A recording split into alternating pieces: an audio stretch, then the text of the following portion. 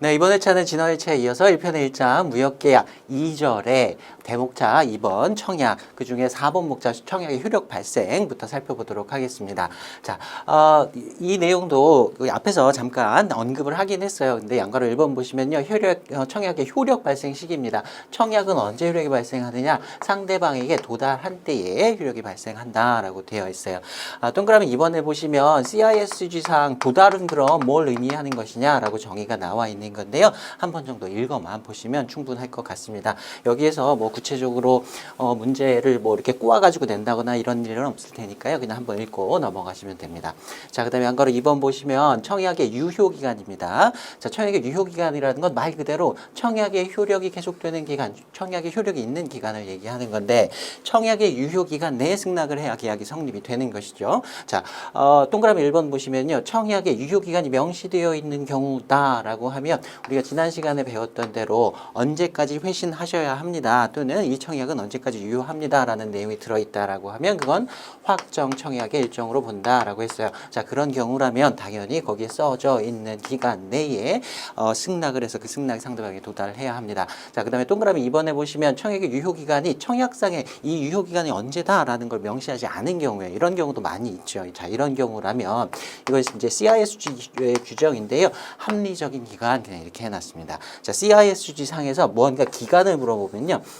한두 가지 정도밖에 예외가 없어요. 전부 다 합리적인 기간 이렇게 써 있습니다. 그래서 혹시 시험 보시다가 CISG 규정인데 기간을 물어본다. 근데 기억이 안 난다. 그러면 합리적인 기간이라고 써 있는 걸 골라주시면 됩니다. 자, 합리적인 기간이라고 하는 건 영어 표현으로는 within a reasonable time 이렇게 되어 있는 걸 우리말로 이렇게 번역을 한 거예요. 근데 이 reasonable time을요. 번역할 때 상당한 기간 이렇게 번역하기도 합니다. 그러니까 상당한 기간이나 합리적인 기간이나 전부 다 reasonable이라는 단어를 우리말로 번역한 차이일 뿐이고 본질적으로는 똑같다라고 생각하시면 돼요. 자, 이게 시험에 나오진 않는데요. 가끔 이 질문을 하세요. 이 합리적인 기간이라는 게 그럼 도대체 얼만큼입니까?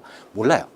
당사자들은 모릅니다. 자, 당사자들 사이에 나는 승낙을 했어. 근데 한 2주 청약을 받고 2주 정도 있다가 승낙을 했단 말이에요. 승낙을 한 사람은 나는 이게 합리적인 기간이라고 생각해서 계약이 체결됐다고 생각합니다. 근데 상대방 입장에서는 2주는 너무 길다. 이거는 내 생각엔 한 일주일 정도밖에 유효기간이 없다라고 생각했는데 난 그래서 2주 지나서 승낙을 하셨으니까 이거는 계약의 성립으로 난 인정할 수 없습니다. 이렇게 둘이 분쟁이 생기면 판사한테 간다든지 아니면 중재인한테 가서 제3자한테 내가 2주 있다가 승낙을 했는데 그게 합리적인 기간인가요? 이렇게 물어봤을 때 제3자가 판단을 해주는 기간입니다. 그래서 이걸 뭐 합리적인 기간 일주일이다, 한 달이다 이렇게 딱 얘기할 수 없고요. 케바케라고 하죠. 상황에 따라 다릅니다. 업종마다 다르고요. 그 상황에 따라 다르니까 일단은 규정상으로는 이렇게 되어 있다라는 것까지만 봐두시면 되겠습니다.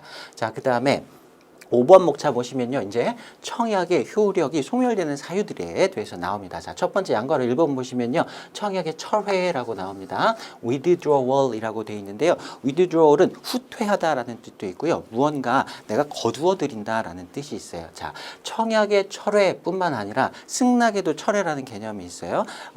철회, 그러니까 앞에 청약이든 뭐든 간에 아무튼 철회라는 의미를 이렇게 기억해 두시면 됩니다. 무언가 청약은 의사표시라 그랬어요. 의사표시를 했는데 그 의사표시의 효력이 아직 발생하지 않았어요. 아직 발생하지 않은 효력을 다시 거두어 드리는 겁니다. 그냥 없던 일로 합시다라고 거두어 드리는 거예요. 자, 우리 방금 배웠습니다. 청약의 효력은 언제 발생한다고요? 상대방에게 도달한 때. 그러니까 내가 뭔가 청약을 했는데 그 청약이 상대방에게 아직 도달하지 않았어요. 그러면 도달하지 않은 그 상황에서는 철회할 수가 있다라는 겁니다. 근데 만약에 말로 했어요. 구두로 했다. 뭐 전화 통화를 했다거나 둘이 말을 하면서 이렇게 청약을 했다라고 하면 말을 한 순간에 상대방 귀에 딱 들어가는 순간에 바로 그냥 도달이 되는 겁니다. 그렇게 말로 한 경우에는 바로 청약이 도달해 버렸기 때문에 철회라는 개념을 논할 실익이 없습니다. 철회는 할 수 없어요. 근데 만약에 청약을 편지로 써서 우표 붙여가지고 붙였어요. 근데 편지를 보내고 나서 그날 밤에 후회를 합니다. 가격을 너무 싸게 부른 것 같다. 또는 그런 조건으로 물품을 내가 사겠다 팔겠다 하겠다 이렇게 청약을 하면 이거 내가 좀 불리한 것 같은데 없던 걸로 해야 되겠다. 그러면 그 편지가 도착하기 전에 전화를 하는 거예요. 2, 3일 있다가 또는 하루 이틀 있다가 무언가 편지가 도착할 텐데 아무것도 아닙니다. 신경 쓰지 마세요. 그건 효력이 없습니다. 이렇게 말을 한다라고 하면 그거는 철회 이렇게 생각하시면 되겠습니다. 그래서 효력 발생 이전에 그 효력을 없던 걸로 만드는 것, 다시 거두어 드리는 것을 철회다 이렇게 기억을 해두시면 되겠습니다. 자, 동그라미 2번 보시면요. 청약이 상대방에게 도달해서 청약의 효력이 발생한 이후에는 그래서 철회를 할 수 없다라고 되어 있는 거예요. 이제 조금 있다가 취소 개념을 배울 텐데요. 상대방에게 청약이 도달했어요. 그리고 효력이 발생했죠. 이미 효력이 발생한 무언가의 효력을 없던 것으로 만드는 건 취소라고 말합니다. 이제 철회가 아니라 취소라고 해요. 그리고 그거하고 구분해야 돼요. 자, CISG 규정인데요. 이것도 역시 이렇게 규정하고 있습니다. 자, 철회의 의사표시가 청약에 도달 전에 도달하면 그걸 다시 거둬들일 수 있다 그랬어요. 근데 동시에 도달하는 것까지 인정을 해줍니다. 그래서 세입까지 인정해 주는 거예요. 그래서 방금 제가 말씀드렸던 예시에서 청약을 담은 편지가 도달했는데요. 그 편지하고 똑같이 철회의 의사표시를 담은 편지도 같이 도착했어요. 그렇다면 동시에 도달했다라고 하면 철회가 가능하다. 이렇게 규정하고 있는 것으로 봐두시면 되겠습니다. 자, 그다음에 양가로 2번 보시면요. 청약의 취소입니다. 자, revocation 이렇게 되어 있는데요. 우리 지난 시간에 revoke라는 단어 취소하다라는 의미라고 말씀을 드렸어요. 자, 동그라미 1번 보시면 청약의 취소 이렇게 되어 있는데요. 청약이든 뭐든 간에 어떤 취소란 개념은 상대방에게 무언가 의사표시를 했어요. 그 의사표시가 효력이 이미 발생했습니다. 효력이 발생한 의사표시를 없던 걸로 만듭시다 라고 하는 것, 이걸 취소라고 합니다. 자, 철회하고 구분해 두시면 좋겠고요. 자, 그림 가지고 잠깐만 설명을 드릴게요. 청약의 경우에는 상대방에게 도달한 때에 이때 효력이 발생한다 그랬어요. 그래서 청약이 아직 상대방에게 가고 있는 상황이다. 아직 도달하지 않았다라고 하면 이 상황에서는 철회가 가능한 거고요. 상대방에게 도달했어요. 그래서 효력이 발생했습니다. 그러면 취소를 할 수 있는 거죠. 근데 취소는 모든 청약을 다 취소할 수는 없었어요. 취소 불능 청약의 경우에는 도달해서 효력이 발생하고 나면 취소가 안 된다라고 해서 취소할 수 없다고 했고요. 취소 가능 청약의 경우에는 취소를 할 수 있는데 다만 승낙을 하는 사람이 승낙을 발송하기 전까지 취소를 할 수 있다라고 했어요. 그러니까 취소는 요 기간 동안에 가능한 것이다. 그리고 철회는 상대방에게 도달하기 전에 또는 동시에 철회 의사표시가 도달하면 가능하다라고 했었습니다. 자, 그 정도 머릿속에 그림 그려서 정리해 두시면 될 것 같고요. 자, 동그라미 2번 보시면요. CISG 규정 한번 보겠습니다. 계약이 체결되기까지는 그래서 승낙이 효력을 발생하기 전까지는 이라는 의미하고 동일한 문장으로 보시면 됩니다. 승낙이 있으면 계약이 체결된다 그랬죠. 계약이 체결되기 전까지는 청약은 취소될 수 있다. 근데 취소 불능 청약은 취소가 안 되잖아요. 네, 조금만 더 읽어보겠습니다. 다만 이 경우에 취소의 통지는 피청약자가 승낙을 발송하기 전에 피청약자에게 도달하여야 한다. 취소 가능 청약의 경우를 설명하고 있는 거네요. 근데 동그라미 3번 보시면요. CISG 규정에 이렇게 나와 있어요. 청약을 취소할 수, 다음의 경우에는 청약을 취소할 수 없다 이렇게 해놨어요. 자, 처음에는 취소할 수 있다 해놓고 취소 가능 청약의 경우에 상대방이 승낙을 발송하기 전까지 취소 가능하다 해놓고요. 그 밑에 보시면 청약이 승낙을 위한 지정된 기간을 명시하거나 회신 기간을 명시해뒀어요. 또는 기타의 방법으로 청약의 취소 불능임을 표시하고 있는 경우, 이게 우리가 지난 시간에 공부했던 취소 불능 청약인 거죠. 그러니까 취소 불능 청약의 경우에는 취소할 수 없다라는 얘기를 뒤에다가 써놓은 것일 뿐입니다. 자, 그 다음에 다음 규정이 있는데요. 요거는 참고만 해두시면 될 것 같아요. CISG의 규정에 하나 더 들어가 있어요. 자, 피청약자 청약을 취소 불능이라고 신뢰하는 것이 합리적이고, 그리고 피청약자가 그 청약을 신뢰해서 행동을 했다라고 하면 그 청약은 취소할 수 없다. 그러니까 어떤 청약을 받았어요. 피청약자가 청약을 받았는데 이게 확정 청약인지 불확정 청약인지 취소 가능인지 불능인지 잘 모르는 상황이에요. 근데 정황상 이게 취소 불능이구나 라고 믿을 만한 합리적인 어떤 근거가 있었습니다. 그래서 그걸 믿고 내가 이 청약에 대해 승낙을 하면 계약이 성립되겠구나. 그래서 만약에 매도인 입장이라면 누군가가 이제 물품을 사겠다라는 청약을 했어요. 그래서 이거 내가 승낙하면 계약이 체결되겠구나. 나는 물품을 팔게 되겠구나 생각해갖고 원재료 같은 걸 막 구매해서 공장을 돌리기 시작했습니다. 근데 아직 승낙은 안 했어요. 자, 그런 상황이라고 생각하시면 돼요. 자, 그런 상황에서도 취소를 할 수 없다. 자, 이런 경우는 정황상 그게 취소 불능이라고 믿을 수밖에 없는 그런 상황이라면 그걸 신뢰한 사람의 신뢰를 보호하기 위한 규정이라고 보시면 되고요. 조금 귀찮다라고 생각하시면 두 번째 규정은 그냥 한 번만 읽고 넘어가셔도 크게 문제는 없습니다. 자, 그 다음에 양가로 3번 보시면요. 청약의 거절입니다. 자, 청약을 거절하면 청약은 효력이 거절이 상대방에 도달하면 효력이 없어지는 것으로 이해하시면 됩니다. 그냥 아무런 대답을 하지 않고 회신을 하지 않고 그냥 무시해버리면 청약의 유효기간이 지나가 버리면 청약상에 정해져 있는 회신기간이라거나 또는 합리적인 기간이 지나가 버리면 자연히 소멸되기도 하지만 상대방을 기다리게 하지 않고요. 저는 이 계약 체결하고 싶지 않습니다. 승낙 거절합니다. 라고 거절의 의사표시를 상대방에게 하면 그때 청약은 소멸되게 됩니다. 자, 청약의 거절을 할 때도 거절의 의사표시도 상대방에게 도달한 때 그때 이제 효력이 소멸된다. 이렇게 정리해 두시면 됩니다. 자, 그 다음에 양가로 4번 보시면요. 승낙이 있으면 청약은 소멸된다. 라고 해요. 이거는 실무상 따질 의미는 없는데요. 이거는 뭐 이론상 그렇다는 겁니다. 어떤 청약이 있었어요. 그럼 그 청약에 대해서 승낙을 했다라고 하면 계약이 성립된 것이죠. 그러니까 더 이상 그 청약에 효력은 없는 거예요. A라는 청약을 해가지고요. 그에 대해서 승낙을 했습니다. 그러고 나서 아무런 청약이 없었는데 다음 달에 다시 한번 또 승낙을 해서 계약이 또 성립됐다. 이렇게 얘기할 수는 없다라는 의미로 보시면 되겠습니다. 자, 그 다음에 양가로 5번 보시면 반대 청약입니다. 이것도 지난 시간에 우리가 한번 공부를 했었죠. 카운터 오퍼라고 했어요. 승낙은 원칙적으로 청약에 어떤 조건도 달지 않고 그대로 우리 이대로 그 조건대로 청약의 조건대로 계약을 체결하자라고 하는 동의 의사 표시를 말하는 것인데 그 청약의 조건을 조금 변경하자 또는 거기에다 어떤 조건을 조금 붙여가지고 계약을 체결하자라고 승낙의 의사 표시를 한다고 하면 그건 원래 청약에 대한 거절이 되고 새로운 청약을 한 것으로 본다라고 했습니다. 자, 지난 시간에 공부한 그대로 봐주시면 되고요. 반대 청약이 있었다라고 하면 원래 청약은 효력이 소멸된다라고 보시면 되겠습니다. 자, 그 다음에 양가로 6번 우리 앞에서 봤었죠. 승낙 기간이 경과되면 당연히 그 해당 청약의 효력은 소멸한다. 여기에 보시면 reasonable time을 상당한 기간 이렇게 써놨습니다. 우리 시험에서도요. 합리적인 기간이라고 나올 수도 있고 이렇게 상당한 기간이라고 나올 수도 있으니까 두 가지의 표현을 다 익혀두시기 바랍니다. 자, 그 다음에 양가로 7번 보시면요. 당사자의 사망 이렇게 돼 있어요.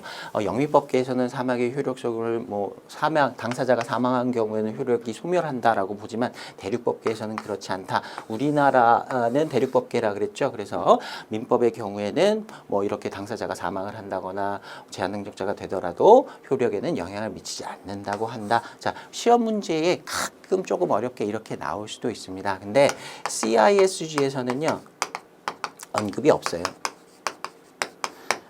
당사자가 사망한 경우 청약의 효력은 어떻게 된다 이런 언급은 전혀 없습니다. 그리고 CISG상 크로스오퍼도 마찬가지예요. 그것도 대륙법계, 영미법계 효력을 다르게 본다라고 했었는데요. 크로스오퍼에 대해서도 역시 CISG에는 언급이 없습니다. 그래서 교차 청약 당사자의 사망에 대해서는 CISG에는 언급이 없고 영미법계 그리고 대륙법계에서는 별도로 그 효력을 규정하고 있다. 이렇게 정리를 해두시면 어려운 문제도 푸실 수 있습니다.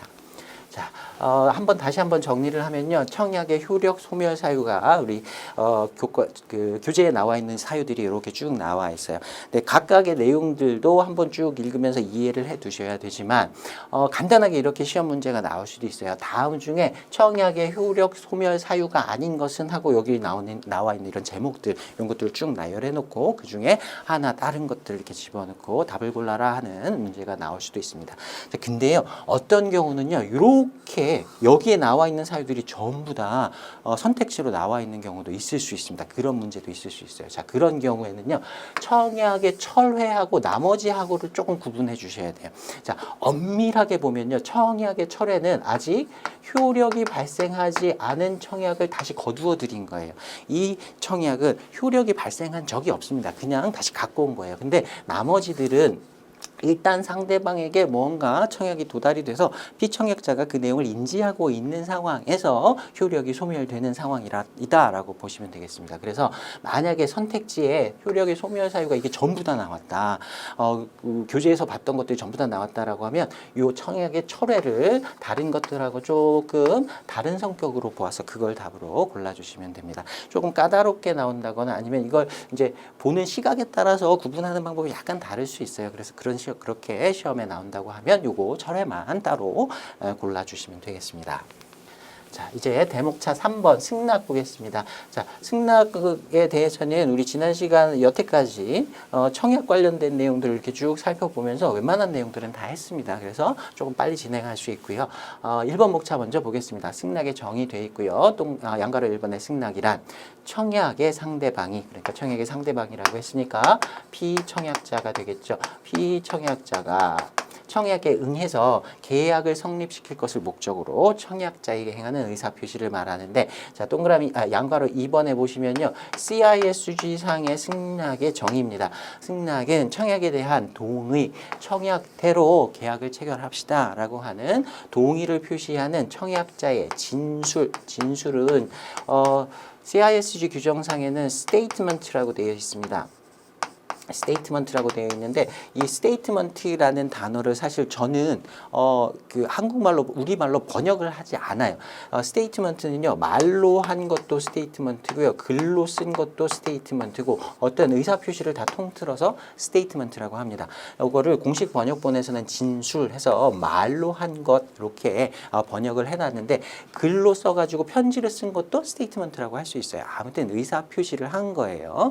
이렇게 계약을 체결합시다. 말로 하건 글로 쓰건 해서 동의의 의사 표시를 하면 그게 승낙이 되는 것이고요. 또는 기타의 행위를 말한다. 말하지 않고요, 행동으로 승낙을 할 수도 있습니다. 예를 들어서 매도 청약을 했어요. 어떤 물품을 A라는 물품 100개를 뭐 $100에 판매하겠다 라고 청약을 했어요. 그러면 그 상대방인 매수인이 되겠죠. 피청약자가 매수인일 텐데, 매수인이 승낙한다 라고 말하지 않고 글로 쓰지 않고요, 그냥 송금을 해버립니다. 이게 무슨 의미겠어요? 그대로 계약 체결합시다 라는 의미가 되겠죠. 반대로 매수 청약을 매수인이 했다 생각해 봅시다. A라는 물건 100개를 $100에 파세요. 사겠습니다 라고 청약을 했어요. 그런데 이제 매도인이, 이 피청약자가 이제 매수 청약의 경우에는 피청약자가 매도인이 되겠죠. 매도인이 승낙의 의사 표시 뭐 이런 거 안 하고요, 그냥 물품을 바로 송부를 해버렸습니다. 물품을 바로 그냥 보내준 거예요. 이러면 무슨 뜻이겠어요? 그에 응하겠다라는 뜻이 되는 거겠죠. 자, 그렇게 행위로서 승낙을 할 수도 있습니다. 그러나 다만 침묵, 아무 말도 안 하고 있는 거예요. 가만히 있는다거나, 또는 부작위라고 하는데요. 이건 영어 표현으로 보시면 inactivity라고 되어 있습니다. activity 어떤 행위죠. inactivity 어떤 행위를 하지 않는 것. 그걸 우리말로, 어려운 말로 부작위라고 합니다.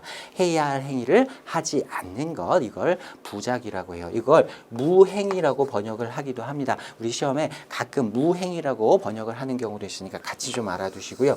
그러니까 아무 말도 하지 않고 어떤 행위도 하지 않는 것, 가만히 있는 것, 그 자체로는 승낙으로 보진 않습니다. 자, 이것도 중요하니까 그 양괄호 2번에 나와 있는 CISG상의 승낙의 정의 잘 익혀두세요. 다시 한번 보겠습니다. 승낙이라는 건 청약에 대한 동의의 의사 표시다. 그 동의의 의사 표시를 진술, 말이나 글로도 할 수 있고요, 행동으로도 할 수 있다. 다만 가만히 있는 것, 아무 말도 하지 않고 어떤 행위도 하지 않는 것, 그 자체는 승낙으로 인정하지 않는다. 네, 여기 잘 봐두시고요. 자, 그 다음에 양가로 3번 보시면 승낙은 청약의 내용과 완전히 일치하여야 한다. 동의의 의사 표시를 하는데 청약의 조건 그대로 계약 체결하겠다라고 하는 동의의 의사 표시가 있어야 되는 거예요. 거기에 어떤 조건을 붙인다거나 어떤 조건을 조금 변경하자, 그렇게 조금만 바꿔주면 계약을 체결하겠다, 이렇게 바꾼다고 하면 승낙이 되지 않고 원칙적으로 반대 청약, 대응 청약, 카운터 오퍼가 된다라고 했습니다. 자, 이러한 승낙의 성질을요, 영어 표현으로 mirror mirror image rule이라고 부릅니다. 거울에 비춰진 것처럼 우리 반사 그렇게 그런 말 쓰죠. 네가 한 말 그대로 이렇게 반사하듯이 청약을 그대로 거울에 비치듯이 똑같이 그대로 계약 체결하겠다라고 의사표시를 해야 되는 거예요. 그걸 우리말로 번역하면 한자어긴 한데요. 경이 거울 경자입니다. 거울에 비친 상처럼 동일해야 한다라는 의미로 경상의 원칙 이렇게 번역을 합니다. 이것도 같이 알아두세요. 경상의 원칙 또는 mirror image rule이라고 한다. 자, 2번 목차 보시면 승낙의 요건 나와 있고요. 양괄호 1번 보시면 앞에서 한 내용입니다. 청약의 유효 기간 내에 승낙이 이루어져야 한다라고 했어요. 그 관련된 내용 그대로 나와 있고요. 자, 양괄호 2번 보시면 이것도 CISG 규정인데요. 구두 청약, 말로 한 청약을 의미하는 겁니다. 자, 말로 한 청약의 경우에는 예외의 규정이 있어요. 즉시 승낙하는 것이 원칙입니다. 자, 당사자 사이에 뭐 전화 통화를 한다거나 서로 대면에서 말을 하고 있어요. 자, 이렇게 뭐 계약 체결하실래요? 그러면 바로 그 자리에서 승낙 여부 대답을 해야 되는 게 원칙입니다. 한참 있다 대답하면 안 되고요. 다만 당사자 간에 합의를 하는 경우는 있을 수 있겠죠. 자, 생각해 보시고 지금 대답하기 어려우시면 내일까지 대답해 주세요. 이렇게 얘기를 했다. 별도의 합의가 있다면 그 합의를 따르면 되는 거고요. 별도의 합의가 없었다라고 하면 구두 청약은 즉시 승낙해야 하는 것이 원칙이다. 이것까지 좀 기억해 두시기 바랍니다. 양괄호 3번, 그다음에 양괄호 4번의 내용 한 번 정도 읽어보고 그냥 넘어가시면 될 것 같아요. 네, 다음 3번 목차 보시면 승낙 기간 이렇게 나와 있습니다. 자, 여기서부터는요, CISG의 세부 규정인데요. 문제가 약간 조금 어렵게 나온다라고 하면 이런 세부 규정까지 나올 수 있어요. 그래서 한번 살펴보겠습니다. 자, CISG 상의 구체적인 승낙 기간에 대한 규정입니다. 양괄호 1번 보시면요. 기산점 이렇게 되어 있는데요. 요거는 뭐 행정법상의 용어이긴 한데요. 알아두시면 좋겠습니다. 일상생활에서도 많이 쓰는 말이긴 합니다. 기산, 계산을 시작하는 시점. 어떤 기점을 얘기하는 겁니다. 언제로부터 시작해서 기간을 계산할 것인가 그 기준이 되는 시점을 기산점이라고 합니다. 자, 동그라미 1번 보시면요. 전화, 텔렉스 등 동시적 통신수단, 동시적이라는 말은요. 어떤 의사표시를 하면 즉시 상대방에게 도달되는 통신수단이라는 뜻입니다. 텔렉스는 모르셔도 됩니다. 지금으로 따지면 팩스 정도라고 보시면 돼요. 팩스의 조상이라고 보시면 됩니다. 전화라든가 텔렉스, 이메일 같은 경우도 요새 이거 많이 쓰니까요. 이것도 동시적 통신수단이라고 말할 수 있습니다. 자, 이런 경우에는 도달한 때로부터 바로 뭐 약간의 시차는 있을 수 있겠지만 어떤 의사표시를 했다라고 하면 바로 상대방에게 도달할 수 있는 통신수단이라고 보시면 되고요. 전보라고 하는 건 지금은 잘 쓰지 않습니다. 우체국을 통해서 옛날에 우체국을 통해서 상대방에게 어떤 메시지를 보내는 가장 빠른 방법이었습니다. 지금 생각하면 편지보다 약간 빠른 방식의 어떤 등기우편 같은 것이라고 생각하시면 돼요. 뭐 일단 뭐 편지라고 보셔도 될 것 같고요. 발신을 위하여 교부된 때, 교부라는 건 어떤 서류 같은 걸 상대방에게 건네주는 걸 말하는 겁니다. 그래서 상대방에게 어떤 메시지를 보내기 위해서 우체국에 찾아가 가지고 그 메시지를 우체국에다 건네준 때라고 생각하시면 됩니다. 자, 그 다음에 서신, 편지의 경우에는요, 서신에 표시된 일자, 보통 편지를 쓸 때 몇 월 며칠자 이렇게 하고 발송인 이름 쓰고 서명 같은 걸 하죠. 거기에 나와 있는 날짜가 있다라고 하면 그 날짜로부터 회신 기간을 계산하면 됩니다. 또는 만약에 서신 안에 그런 일자가 없다라고 하면 서신의 봉투에 표시되어 있는 일자를 기준으로 계산을 하면 됩니다. 이걸 소인이라고 하는데 우체국 소인이라는 말 들어보셨는지 모르겠어요. 요새는 실물 편지를 잘 쓰지 않으니까 잘 모르실 수도 있어요. 편지를 붙일 때 이게 우표를 봉투에다가 딱 붙이잖아요. 그걸 이제 우체국에다 접수를 하면요. 여기다 이렇게 도장을 하나 빡 찍습니다. 언제 어떤 우체국에서 접수했다라고 딱 도장을 찍는데 거기에 날짜가 나와 있어요. 그 날짜를 얘기하는 겁니다. 자, 이렇게 기산점이 3개가 나와 있는데 사실 이 기산점이라는 건 승낙 기간이 예를 들어 뭐 5월 15일까지 회신을 해 주십시오 라고 승낙기간이 되어 있었다라고 하면 이건 따질 필요가 없어요. 그냥 그 날짜까지만 계산을 하면 돼요. 근데 승낙기간이 예를 들어서 이 청약은 stands for 2 weeks. valid for 2 weeks. 이렇게 2주 동안 유효합니다. 이런 식으로 만약에 회신 기간을 정했다라고 하면 그 2주의 기간은 언제로부터 계산할 건가? 이 기준에 따라서 계산을 한다라는 의미로 보시면 되겠습니다. 그리고 우리가 앞에서 봤던 승낙 기간이 회신 기간이 표시되어 있지 않은 경우에는 합리적 기간이라고 그랬었죠. 그 합리적 기간을 계산할 때도 이 기산점 규정 나와 있는 걸 기준으로 계산한다라고 보시면 되겠습니다.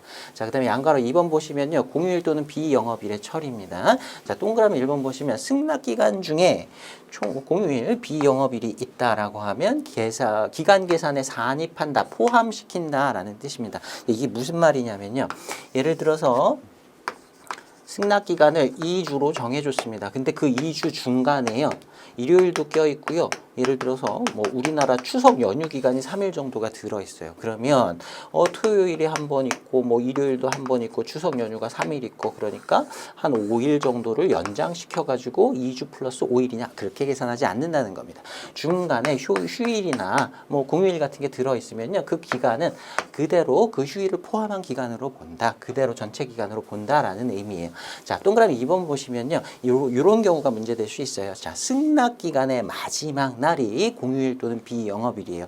회신을 해야 하는 그 마지막 날에 해당하는 날이 공휴일이다라고 하면 일반적인 상식으로 생각하시면 됩니다. 우리 뭐 납부 고지서 같은 거 봤잖아요. 그 납부 고지서의 마지막 날 납부해야 하는 날이 토요일이나 일요일이다라고 하면 그 다음 주 월요일까지 납부를 하면 되는 거죠.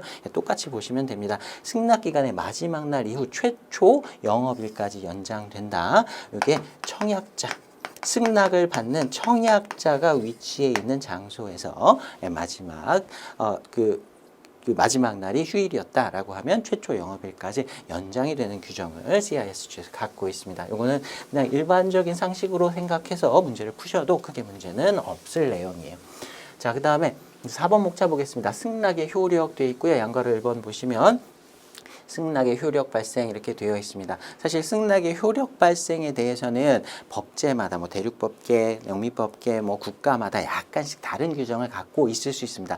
청약은 어느 나라나 동일해요. 다 동일해요. 도달한 때 효력이 발생한다. 왜냐하면 청약의 내용을 알아야 승낙을 하기 때문에 청약은 무조건 다 도달한 때 이렇게 규정이 되어 있어요. 그런데 승낙의 효력 발생 시기는 국가마다 약간 다를 수 있습니다. 근데 시험에서는 우리는 CISG 규정만 나와요. 그래서 CISG 규정만 알고 계시면 되는데 CISG에서는 청약이건 승낙이건 전부 다 상대방에게 도달한 때 효력이 발생한다라고 규정하고 있습니다. 간단하게 정리하시면 돼요.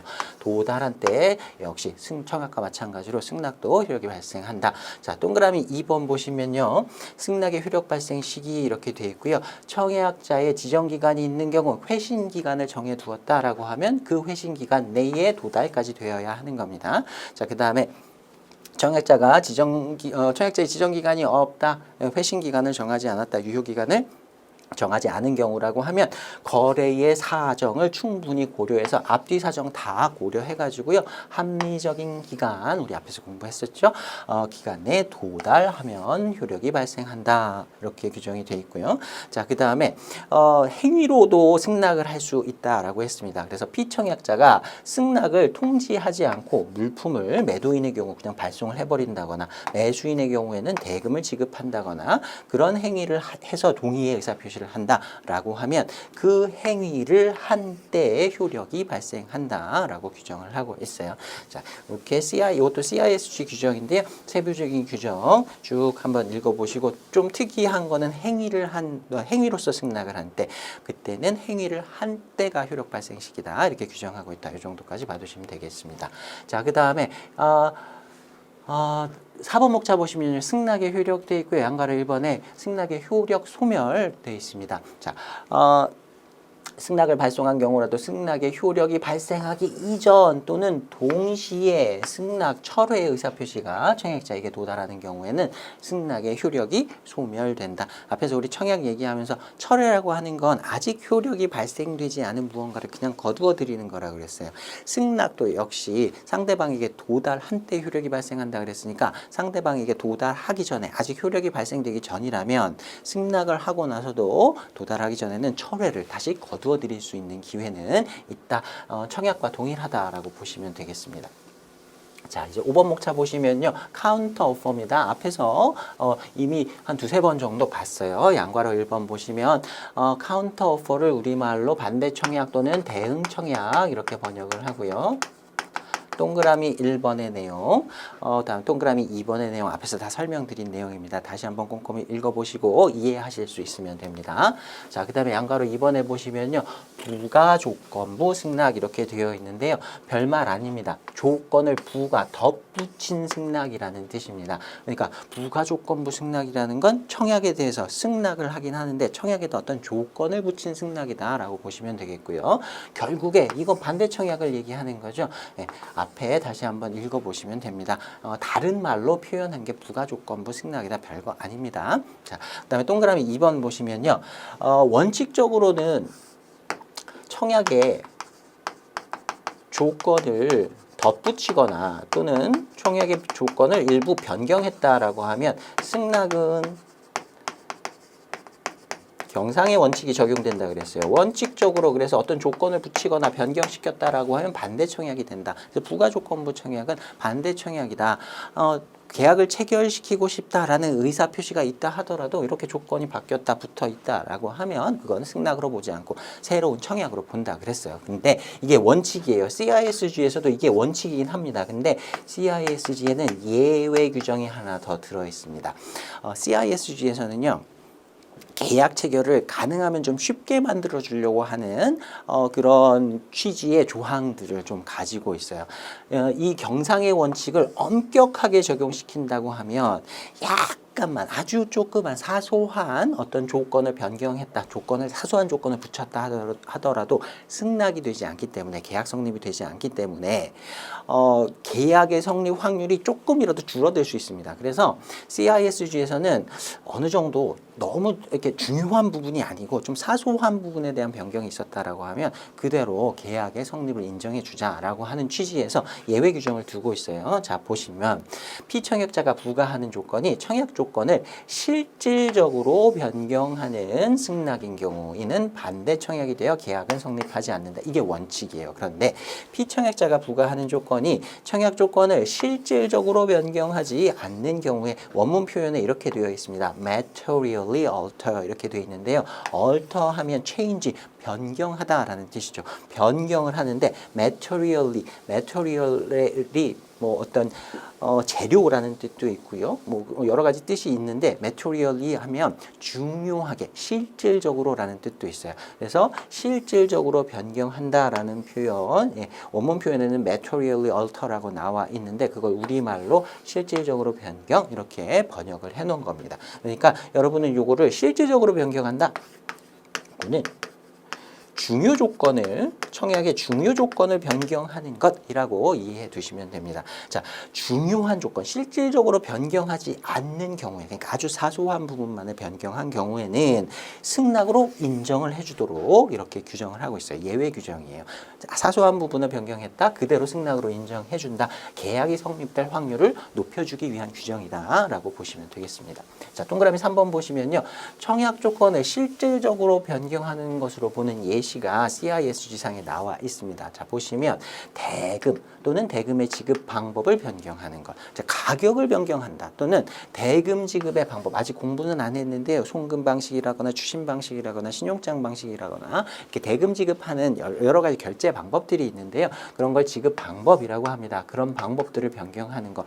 이게 중요한 부분인 거예요. 또 얼마를 물품 가격을 얼마나 받을지, 어떤 방식으로 돈을 받을지 중요한 부분입니다. 자, 그다음에 물품의 품질이라거나 수량을 변경하는 것, 물품의 인도를 하는 장소와 시기를 변경하는 것, 다 물품을 매매 거래를 하는 데 있어서 기본적인 조건이 되는 것들이라고 보시면 돼요. 자, 그다음에 상대방에 대한 당사자 일방의 책임의 범위, 계약을 체결하고 나면 상대방에게 어떤 의무를 부담하는가, 나한테 어떤 책임이 있는가, 그 책임의 범위를 늘린다거나 줄인다거나 이런 것들도 계약의 조건을 좀 심하게 바꾸는 것이 되겠죠. 그리고 마지막으로 분쟁 해결에 관한 조건 이렇게 되어 있는데요. 만약에 이 계약이 제대로 이행되지 않아서 분쟁이 발생한 경우에 그 분쟁을 어떻게 해결할 것인가. 우리 나중에 공부를 할 텐데요. 보통 이제 분쟁 해결의 방법, 최종적인 분쟁 해결 방법으로는 소송을 하는 방법도 있고요. 중재를 하는 방법, 뭐 이런 방법들이 있습니다. 근데 그런 분쟁 해결하는 방법, 그 조건, 이런 것들도 중요 조건이 되는 것이에요. 그래서 이런 것들을 변경했다라고 하면 청약 조건을 실질적으로 변경하는 것으로 봅니다. 자, 그 이외에도 여러 가지들이 있을 텐데요. 우리 시험에서는 그냥 기계적으로 여기에 나와 있는, 여기에 리스트되어 있지 않은 다른 조건들을 변경하는 건 실질적 변경이 아니니까 조금 변경한 거니까 그런 변경 조건이 조금 있다 하더라도 승낙으로 인정한다. 이렇게 기억해 두시면 되겠습니다. 자, 동그라미 4번 보시면요. 청약 조건을 실질적으로 변경하지 않은 부가조건부 승낙이더라도, 자, CISG 규정으로 보면 실질적으로 변경하지 않은 조건을 담은 승낙이다라고 하면 승낙으로 인정을 해준다 그랬어요. 방금 공부했습니다. 자, 이에 대해서 청약자가 부당한 지체 없이 이의를 제기하는 경우에는 계약이 성립하지 않으나, 자, CISG 규정에 또 이렇게 하나가 더 덧붙여져 있는데요. 예를 들어서 청약자가 A라는 조건으로 청약을 했습니다. 근데 승낙을 할 때 피청약자가 조건을 하나 더 붙였어요. 약간 조건을 붙였어요. 근데 우리가 방금 봤던 그 실질적 변경의 예시에 해당하지 않는 아주 사소한 조건을 변경했습니다. 그래서 A-라는 조건으로 승낙을 하겠다, 계약을 체결하겠다 이렇게 승낙을 했어요. 근데 요 다시라고 붙어 있는 조건이 굉장히 뭐 부수적이고 하찮은 조건일 수 있어요. 그런데 청약자 입장에서는 남들이 볼 때는 이게 별로 중요한 조건이 아닌데 실제로 그 청약을 했던 당사자 입장에서는 이게 중요한 조건일 수도 있는 겁니다. 그 사람한테는 이게 싫을 수도 있는 거예요. 그러면 CISG 규정에서 그냥 강행적으로 일률적으로 뭐 중요 조건이 아니라면 승낙을 부가 조건을 조금 붙여가지고 해도 승낙으로 인정을 해준다라고 하면 청약자 입장에서 이게 불합리할 수 있습니다. 그래서 이의 제기를 할 수 있도록 만들어놨어요. 만약에 이게 중요한 조건의 변경은 아니지만 그 조건 변경이 그래도 싫다면, 그게 싫다면 청약자가 피청약자에게 이렇게 얘기할 수 있습니다. 아, 이거 아주 사소한 조건 변경이지만 실질적 변경은 아니지만 저는 이거 인정할 수 없습니다. 이대로 계약 체결할 수 없습니다. 라고 이의 제기를 한다고 하면 계약이 성립되지 않는 거예요. 외우려고 하지 마시고요. 아, 이런 어떤 장치가 하나 있어야 청약자 입장에서도 부당하다고 생각하지 않겠구나. 뭔가 합리적으로 이게 대처할 수 있는 방법 하나를 마련해 준 것이구나. 이렇게 생각하시면 됩니다. 자, 그런데 만약에 이렇게 이의 제기를 하지 않는 경우라면 청약자가 이의를 제기하지 않고 그냥 가만히 있어요. 괜찮다는 뜻인 거예요. 그러면 청약자의 청약 조건에 피청약자의 변경 사항을 추가한 내용으로 계약이 성립되는 것으로 본다. 이렇게 규정을 해놓고 있습니다. 자, 그래서 이 상황에서 A라는 조건으로 청약을 했는데 여기에다가 실질적으로 변경하지 않는 청약 조건을 실질적으로 변경하지 않는 조건, 부수적인 조건을 붙여서 승낙을 했다. 그리고 청약자도 그에 대해서 나 싫습니다라고 이의 제기를 하지 않았다라고 하면 계약은 어떤 조건으로 성립이 되는 것이냐? 이 A 변경된 내용이 들어있는 조건으로 계약이 성립이 된다라고 규정하고 있다. 이렇게 정리해 두시면 되겠습니다. 자, 그 다음에 6번 보시면요. 승낙의 철회와 취소 이렇게 되어 있는데요. 양괄호 1번 보시면 철회에 관련된 내용, 앞에서 봤던 내용 다시 한번 반복이 되어 있어요. 양괄호 2번에 보시면요. 승낙은 청약과 달리 취소가 불가능하다. 이건 중요한 내용은 사실 아닌데요. 왜 그런지 이해를 하신다고 하면 우리 여태까지 공부했던 내용을 제대로 이해하고 있는 겁니다. 자, 승낙은 취소를 할 수가 없어요. 왜 그럴까요? 승낙을 하게 되면 승낙의 효력이 발생하면 효력 발생이 된 순간에 계약이 체결이 되는 겁니다. 그러니까 취소라는 건 어떤 의사표시가 이미 효력이 발생했는데 그걸 없던 걸로 하는 거예요. 무효로 만드는 거예요. 승낙은 효력이 발생되면 바로 계약이 체결되니까 승낙을 취소할 수는 없고요. 취소하고 싶으면 계약을 취소해야 되는 겁니다. 그런 개념으로 가는 거니까 자, 요거 이해하실 수 있었으면 앞에 우리가 공부했던 내용 잘 이해한 것이다. 확인하는 정도로 보고 가시면 되겠습니다.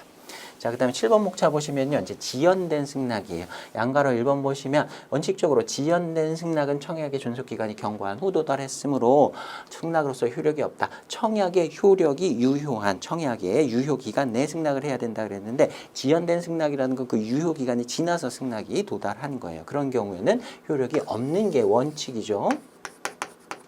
근데 이게 CISG에 또 예외 사항이 들어있습니다. CISG에서는 약간 좀 집요하게 계약 성립의 가능성을 높이기 위해서 이런 규정들을 조금 더 두고 있어요. 자, 동그라미 1번 보시면요. 지연된 승낙이에요. 원칙적으로 효력이 없어요. 근데 청약자가 지체 없이 이렇게 시간 길게 끌지 않고요. 피청약자에게 유효하다는 취지의 통지를 했다라고 하면 효력을 갖는다.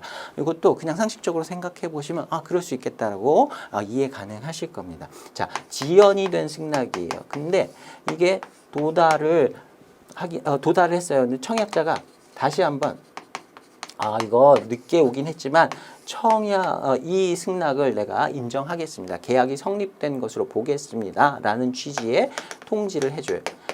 계약의 성립이라는 건 당사자 간의 의사의 합치라 그랬어요.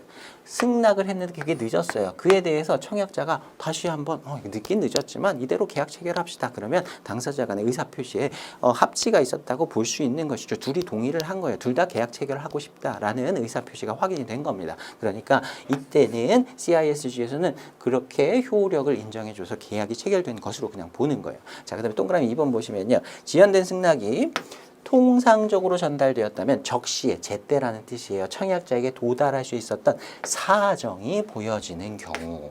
예를 들어서 편지로 승낙을 했어요. 우편으로 승낙을 했는데 눈이 엄청 많이 왔습니다. 눈이 한 3일 왔어요. 그래서 차가 아무 차도 못 다니고 다 이제 도시가 마비됐어요. 눈이 다 근데 며칠이 지나서 눈을 다 치우고 났더니 그 눈을 뚫고 우체부 아저씨가 편지를 들고 오셨습니다. 딱 열어봤더니 승낙이에요. 승낙하겠다라고 하는 내용이 들어있어요. 근데 보니까 이게 눈이 안 왔으면 이날에 도달을 했었을 것 같아요. 근데 눈이 많이 왔기 때문에 도달을 못한 거예요. 사정이 보여지는 거죠. 그런 상황이라고 생각하시면 됩니다. 만약에 아무 일도 없었다면 제때에 잘 도달했을 건데 그 의사표시의 전달 과정에서 뭔가 문제가 있었기 때문에 일반적이지 않은 문제가 있었기 때문에 늦었다. 그런 사정이 보여진다라고 하면 그 지연된 승낙은 승낙으로서 효력을 갖게 된다. 그대로 인정을 해줍니다. 자, 근데 여기에다가 또 하나 규정을 더 넣어놨어요. 만약에 청약자가 이렇게 생각할 수 있어요. 눈이 많이 오긴 했는데 아무튼 승낙 기간이 다 지나간 겁니다. 그래서 이 사람이 승낙을 안 하려고 하는구나. 이번 계약은 물 건너갔구나. 그래서 다른 사람하고 다시 그 똑같은 물건을 이제 팔려고 하는 뭐 계약을 체결한다든가 다른 계약을 이미 진행하고 있어요. 근데 이게 눈이 녹고 나서 승낙의 편지가 왔네요. 그러면 나는 이 계약도 지금 진행을 해야 되는데 이건 어떡하지? 이런 상황이 생길 수 있어요. 그래서 거절할 수 있어야 됩니다. 그래서 이런 규정을 두고 있어요. 지체 없이 피청약자에게 효력을 상실한 것으로 본다. 이거 사정이 있어서 늦긴 늦었는데 어쨌든 늦은 건 늦은 거지 않습니까? 뭐 안타깝지만 요거는 계약으로 볼 수가 없습니다. 라고 통지를 한다. 라고 하면 효력을 인정하지 않는다. 계약이 성립되지 않는다. 자, 외우려고 하면 조금 복잡해질 수 있는 규정인데요. 스토리 그려가지고 한번 쭉 흐름을 익혀두시면 문제 나온다고 하더라도 충분히 푸실 수 있을 것으로 생각합니다.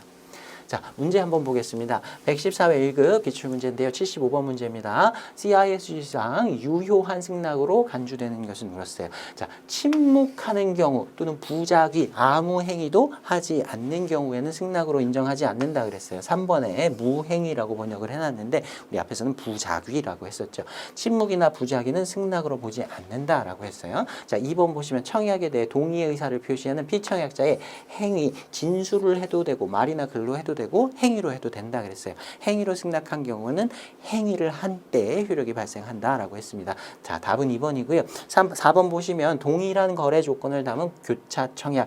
이거는 모릅니다. CISG상의 크로스오버라든가 그다음에 당사자의 사망이라든가 관련된 규정은 없어요. 그래서 알 수가 없습니다. 여기서 확실하게 알 수 있는 건 2번이 답이다. 이렇게 해서 답을 골라주시면 되겠습니다.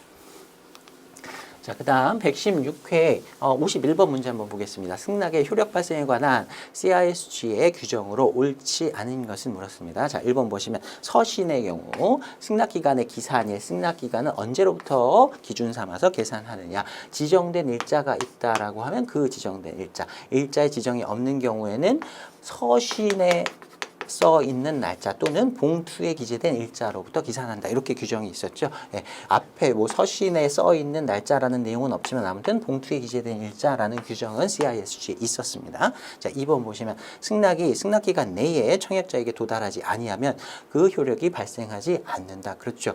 승낙 기간 청약의 유효 기간 내에 도달해야 효력이 발생한다라고 했고요. 3번 보시면 구두 청약에 대해서는 특별한 사정이 없는 한 즉시 승낙이 이루어져야 한다. 예외 규정이 있다 그랬습니다. 말로 한 청약에 대해서는 특별한 사정이 없는 한 별도로 당사자 간에 합의한 것이 없다라고 하면 즉시 승낙해야 되는 게 원칙이라고 했고요. 자, 4번 보시면 지연된 승낙이었어요. 자, 이 경우에 청약자가 이를 인정한다는 뜻을 피청약자에게 통지하면 승낙으로 인정이 된다 그랬죠. 효력이 발생하지 않는다라고 했으니까 4번이 틀렸습니다. 자, 이렇게 해서 문제 풀어봤고요. 하나 더 있네요. 114회 63번 문제 보겠습니다. 청약 등에 대한 내용 설명으로 옳지 않은 것은 되어 있는데요. 자, 1번 보시면 주문서라고 하는 건 어떤 물건을 주문하는 거죠. 사는 사람이. 이것도 청약의 일종으로 볼 수 있습니다. 둘 사이에 아무 얘기가 없는데 어느 날 갑자기 주문을 딱 했다. 물품을 사겠다라는 뜻이 되는 거죠. 이것도 청약으로 볼 수 있습니다. 자, 확인이나 승인이 있어야 계약이 성립된다. 이게 청약이니까 청약에 대한 승낙이 있어야 되는 거죠. 알겠습니다 라고 확인을 한다거나 그 주문 잘 받았습니다. 확인 승인이 있어야 승낙이 있어야 계약이 성립된다. 자, 2번 보시면 청약 조건을 실질적으로 변동시키는 것. CISG에서 부가조건부 청약 아까 공부했었어요. 실질적으로 변경시키는 어떤 부가적인 조건을 담고 있다면 승낙으로 인정하지 않는다. 실질적 변경이 아니라면 승낙으로 인정한다 그랬어요. 대금 지급 변경, 대금 지급의 방법을 변경한다는 의미인 것 같아요. 기출 문제도 완벽하진 않습니다. 이렇게 말을 하다 마는 경우도 있어요. 자, 이렇게 해서 해석해 보시면 되겠고요. 분쟁 해결 변경, 이것도 역시 분쟁 해결 방법을 변경하는 것. 그다음에 인도 조건의 조회 이렇게 돼 있는데요. 일종의 좀 말장난 문제라고 보시면 되겠습니다. 물품을 인도하는 조건을 변경한 게 아니라 조회라 그랬어요. 물어본 거예요. 이렇게 물품 인도를 해주실 수 있나요? 인도를 해주는 기간을 뭐 일주일 당겨주시면 계약 체결하겠습니다가 아니고요. 당겨주실 수 있을까요? 라고 물어본 건 뭐 변경이라고 볼 수는 없는 거겠죠. 그래서 요 조회는 속하지 않는다라는 취지로 요걸 답으로 문제를 내신 것 같은데요. 좀 말장난 같은 문제라고 보시면 되겠습니다. 자, 3번 보시면 크로스 오퍼는 동일한 조건으로 매도 청약과 매수 청약이 동시에 이루어지는 것이다. 영위법에서는 계약의 성립으로 인정하지 않는다. 뭐 대륙법계에서는 인정한다라는 규정 본 적이 있습니다. 자, 4번 보시면 조건부 청약은 청약자의 최종 확인이 있어야 계약이 성립되며 서브컨 오퍼라고 한다. 요거는 조금 설명을 드릴게요. 우리가 앞에서 조건부 청약이라고 하는 거 공부를 했습니다. 조건부 청약의 종류가 여러 가지가 있었죠. 그 중에 우리가 맨 마지막으로 봤던 게 서브콘 오퍼예요. 최종 확인 조건부 청약, 이건 청약의 유인으로 본다라고 했습니다. 근데 우리가 앞에서 배웠던 그 조건부 청약의 종류라고 하는 것이요. 어떤 CISG 규정이라든가 다른 법률상의 정의되어 가지고 이렇게 딱 이런 청약은 이것으로 본다라고 정의되어 있는 개념은 아니에요. 이거는 그냥 학문적으로 분류한 또는 실무적으로 이렇게 사용한다. 학문적이나 실무상으로 분류한 구분에 불과합니다. 그러니까 명확한 구분은 없어요. 그래서 사람마다 보는 시각마다 조금 다르게 보기도 합니다. 이 문제를 내신 분은요. 조금 특이한 시각을 가지신 분이에요. 이분은 이런 전제하에서 문제를 내신 거예요. 모든 조건부 청약은 서브콘 오퍼다.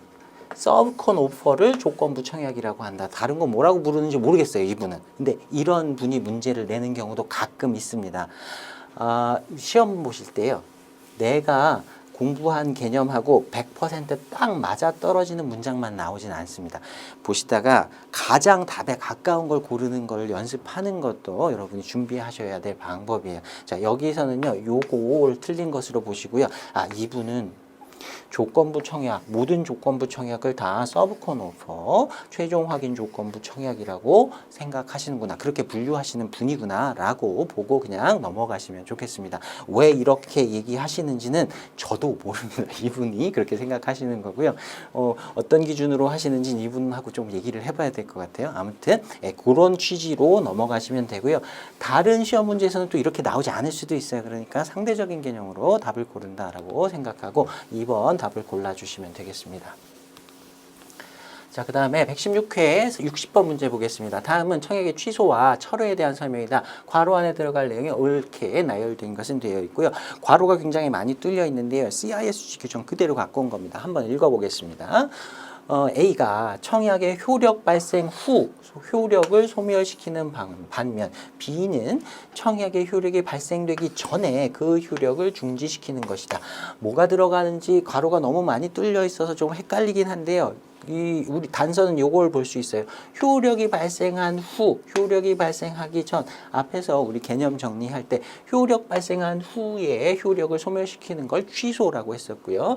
효력이 발생되기 전에 다시 거두어 드리는 걸 철회라고 했었습니다. 그러니까 선택지 중에 보시면 A는 취소가 들어가야 되고요. B는 철회가 들어가야 됩니다. 그래서 1번하고 3번이 조합상 답이 가능한 조합이에요. 계속 읽어볼게요. 비록 청약이 무엇이더라도 일단 넘어가겠습니다. 청약의 의사표시가 상대방에게 도달하기 전에 또는 도달과 동시에 도달 전 또는 동시까지 철회가 가능하다라고 했고요. 그 다음에 무엇의 의사표시가 철회의 의사표시가 피청약자에게 어떻게 된 때는 도달한 때는 철회가 가능하다. 이렇게 문장이 들어가게 되고요. 자, 그 다음에 C에는 취소 불능 청약이라 하더라도 청약이 취소 가능인지 불능인지 관계없이 상대방에게 도달하기 전이라면 가능이든 불능이든 다시 거두어 드릴 수 있는 겁니다. 그러니까 취소 불능 청약이라 하더라도 취소 불능 청약은 취소는 불가능하지만 도달하기 전에는 철회는 가능하다. 이렇게 정리할 수 있겠습니다. 자, 그래서 조합상 답은 1번 이렇게 찾아주시면 됩니다. 자, 이제 3절 넘어가겠습니다. 계약서 이렇게 되어 있고요. 대목차 1번에 무역계약의 종류 되어 있습니다. 자, 그 1번, 대목차 1번에 무역계약의 종류라고 되어 있는데요. 사실 요거는 계약 체결 방법이라고 생각하시면 되겠습니다. 계약서를 작성하는 방법 이렇게 생각하셔도 될 것 같아요. 자, 첫 번째는 개별 계약 이렇게 되어 있는데요. 케이스 바이 케이스 컨트랙트라고 되어 있습니다. 케바케의 계약인 겁니다. 건별로 계약을 체결하는 걸 의미하는 거예요. 자, 개별 계약이라고 하는 건 어떤 특정 물품을 거래할 때마다 매번 거래 조건에 상호 합의해서 건별로 계약서를 작성하는 걸 말합니다. 자, 초기에 처음에 거래한다든가 한 번만 거래하고 끝난다거나 뭐 이런 경우에 그다음에 중장기에 중기나 장기의 연불 방식이라는 건 나중에 대금을 지급한다는 뜻입니다. 수출입 이런 큰 거래에서는요. 계약서를 여러 장을 쓰지만 한 건으로 여러 그 계약서의 장수는 여러 개가 되지만 이렇게 개별 계약으로 건마다 계약을 체결하게 됩니다. 자, 그다음에 2번 목차 보시면요. 마스터 컨트랙트라는 게 있어요. 포괄 계약이라는 건 뭐냐면 동일한 당사자 간에 유사한 거래가 반복되는 경우예요.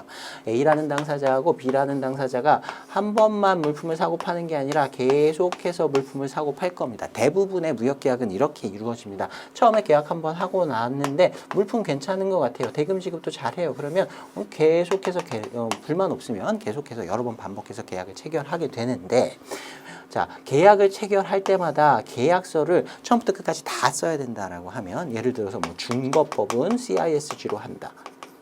분쟁 해결 방법은 어떤 걸로 한다. 뭐 이런 내용들이 있을 거예요. 자, 이런 내용들은 똑같은 내용이 계약 때마다 계속 반복될 텐데 이걸 계약서마다 다 쓸 필요는 없는 겁니다. 그래서 마스터 컨트랙트라고 하는 계약서에다가 변경되지 않을 내용 요것들을 미리 하나 쭉 작성을 해두고요. 각각의 거래가 있을 때는 개별 계약서를 작성을 하는데 그 개별 계약서의 내용은 굉장히 간략히 작성하는 겁니다. A라는 물건 100개, 가격은 $100, 인도는 뭐 3월 15일까지 뭐 이런 식으로 이런 내용만 딱 적어서 주는 거예요. 그리고 여기에 담겨 있지 않은 다른 내용은 마스터 컨트랙트에다가 미리 담아 놓고요. 이런 계약들 각각의 건별의 계약마다 다 동일하게 적용되도록 이렇게 계약서를 두 개로 나눠서 작성하는 방법을 말하는 겁니다. 포괄 계약서를 작성해 준 다음에 포괄 계약서에 이미 써 있는 내용은 빼고 나머지 내용만 각각의 주문 시 물품을 거래할 때마다 그것만 약정하는 이런 방법을 사용할 수 있어요. 나머지 내용은 한 번씩 쭉 읽어보고 넘어가시면 될 것 같아요. 양가로 4번 보시면 뭐 일반 거래 조건 협정서라고 하는 표현이 나오는데요. 이 일반 거래 조건 협정서라고 하는 게 마스터 컨트랙트의 제목으로 많이 쓰이는 그런 제목이라고 보시면 되겠습니다. 나머지 쭉 읽어보시고요. 동그라미 2번에 보시면 일반거래 조건 협정서의 주요 내용, 포괄 계약, 마스터 컨트랙트의 주요 계약 내용이라고 보시면 됩니다. 뭐 이런 내용들이 쭉 들어가는데요. 이건 뒷부분에서 우리가 다음에 계약 조건을 어떻게 설정하는지, 어떤 계약 조건들을 합의하는지 거기서 좀 자세하게 배울 거니까요. 거기서 볼 내용이니까 여기서는 한번 쑥 훑고 그냥 넘어가시면 됩니다. 자, 이제 대목차 2번 보시면요. 무역계약 관련 서류 이렇게 되어 있는데요. 자, 첫 번째 보시면 1번 목차에 매매 계약서, sales contract 이렇게 되어 있어요. 자, 물품 매매 계약은 낙성, 분료식의 성질이 있다 그랬어요. 그래서 당사자 사이에 합의만 있으면 계약이 성립되고 계약서를 반드시 작성하지 않아도 계약의 성립이 인정된다 그랬습니다. 그러니까 계약서라고 하는 것 자체가 어떤 요건을 갖추고 있다거나 계약서에 어떤 내용이 들어가야 된다거나 계약서의 형식이 무엇이 되어야 한다거나 계약서가 어떤 내용이 뭐 이런 게 들어가지 않으면 인정되지 않는다. 이런 요건 같은 건 전혀 없다라고 보시면 돼요. 어떠한 문서도 다 당사자의 합의 내용만 확인이 된다라고 하면 계약을 증빙하는 서류로 다 사용이 될 수 있다. 좀 유연하게 생각하셔야 됩니다. 꼭 계약서라고 써 있는 문서만 계약서로서 효력이 있는 것이 아니라 제목은 뭐가 됐더라도 당사자 간의 합의 내용만 확인이 된다고 하면 계약서로서 효력을 가진다. 이렇게 보실 수 있어요. 그래서 양거래 1번 보시면요. 계약 체결 과정에서 청약과 승낙의 어떤 서류를 사용해갖고 당사자 사이에 의사 표시를 했다. 그리고 계약이 성립이 있었다라고 하면 그러한 청약서, 승낙서 사용되었던 그 문서 자체도 계약서로서 그대로 사용을 할 수가 있는 겁니다. 자, 양거래 2번 보시면요. 매도인이 이런 서류를 작성하면요. 매도 계약서 또는 매도 약정서, 매도 확인서라고 표현할 수 있고요. 매수인이 작성하는 경우에는 구매 계약서, 뭐 구매 약정서, 구매 확인서 여러 가지 이름으로 불릴 수 있습니다. 계약서의 제목은 아무런 관계가 없다라는 의미로 봐주시면 되겠고요. 양과로 3번의 내용은 뒷부분에서 우리 자세하게 공부할 거니까요. 여기서는 그냥 넘어가셔도 문제 없습니다.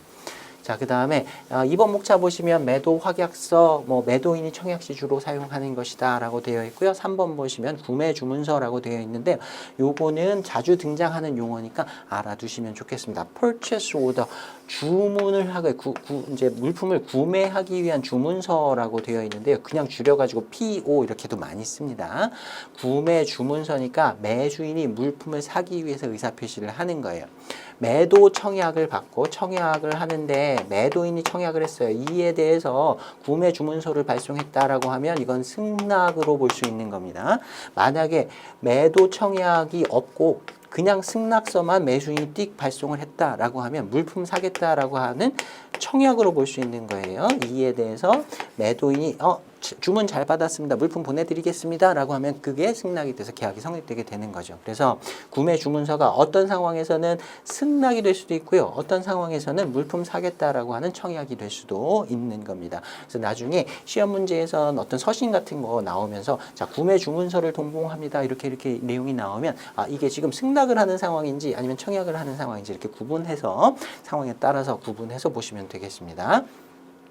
자, 그 정도 이름만 좀 익혀두시면 될 것 같고요. 4번 보시면 견적 송장 이렇게 되어 있습니다. 프로포마 인보이스라고 되어 있는데요. 이거는 용어를 좀 기억을 해 두시면 좋겠습니다. 자, 일단 송장이라고 하는 것. 인보이스 앞에다가 상업자를 붙여서요. 상업송장이라고 표현도 많이 합니다. 커머셜 이렇게 인보이스는 이렇게 줄여가지고 이렇게 많이 씁니다. 예. 뭐 아주 더 줄여갖고 CI 이렇게 쓰기도 하는데 주로 이제 뭐 줄이면 이 정도로 줄여요. 그리고 그냥 상업송장이라고 안 부르고 그냥 인보이스라고 부르는 경우도 있으니까 예. 요거 앞으로 굉장히 많이 나오게 될 서류의 이름입니다. 뒷부분에서 좀 자세하게 공부를 할 텐데요. 지금은 여러분이 간략하게 아셔야 하는 부분만 좀 설명드리겠습니다. 자, 송장이라고 하는 건요. 기본적으로 매도인이 매수인에게 발행해주는 서류예요. 매매되는 물품, 매매 계약의 내용을 간략하게 담고 있는, 아니 간략하지 않아요. 자세하게 담고 있는 명세서라고 생각하시면 됩니다. 더 쉽게 생각하면요. 좀 복잡한 영수증이라고 생각하시면 돼요. 우리 물건 사면 매도인이 물품 파는 분이 우리한테 영수증 끊어주잖아요. 식당 가서 뭐 밥을 하나 먹어도 이렇게 얼마 계산했다 이렇게 영수증이 나옵니다. 예, 그렇게 생각하시면 돼요. 매도인이 계약 체결하고 나면 물품을 판매하면서 물품을 보내주면서 발행하는 매매 계약에 대한 내용을 담은 명세서다 이렇게 보시면 됩니다. 매도인은 누구고 매수인은 누구고 우리가 거래하는 물품은 무엇이고 수량은 몇 개고 가격은 얼마고 거래 조건은 어떻게 되고 뭐 이런 내용들이 쭉 여기에 다 담겨 있습니다. 그래서 상업송장을 꼼꼼하게 읽어보면요. 계약의 내용을 싹 다 파악할 수 있어요. 자, 이 물품 사면 무조건 그 영수증 끊어주잖아요. 매매 계약을 체결하면 무조건 매도인이 매수인한테 송장을 발행해 준다. 기본적으로 사용되는 무역에서 가장 기본이 되는 서류다라고 이해하시면 됩니다. 자, 근데 일반적인 송장이 아니고요. 견적 송장이라고 하는 게 있어요. 프로포마 인보이스라고 되어 있는데 프로포마는 라틴어입니다. For sake of form 뭐 이런 뜻이래요. 형식을 위한 뭐 이런 뜻이라고 합니다. 그 내용은 모르셔도 되고요. 견적 송장은 뭐냐면 아직 계약이 체결되지 않은 상태에서 발행하는 예비 송장이라고 보시면 됩니다. 상업송장은 계약이 체결됐어요. 확정된 내용을 담아서 발행하는 명세서에 해당하고요. 견적송장은 말 그대로 우리말로 견적이라고 번역을 했잖아요.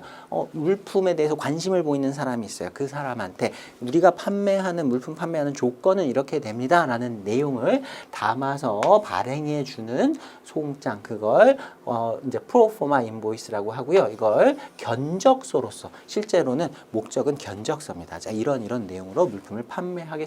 라고 하는 견적서, quotation이라고 하는 표현 지난번에도 한번 말씀드린 적이 있는데요. 영어 문제에서 quotation이라는 표현 나오면 이 견적을 말하는 것이구나 라고 이해하시면 됩니다. 양가로 2번 보시면요. 매수인으로부터 특정 물품을 구매하겠다는 구매 문의를 받게 되면 주문품의 최종적인 가격, 수량, 거래 조건 등에 대해서 매수인의 확인을 받기 위해서 견적 송장을 발행한다. 만약에 이대로 그냥 좋습니다. 견적을 받고 나서 그대로 이대로 물품 살게요 라고 하면 승낙이 되는 거예요. 그래서 이런 상황에서는 견적서가 청약서의 역할을 할 수도 있어요. 근데 대부분의 경우는 견적을 받고 나면 그대로 계약 성립시키는 경우는 별로 없고요.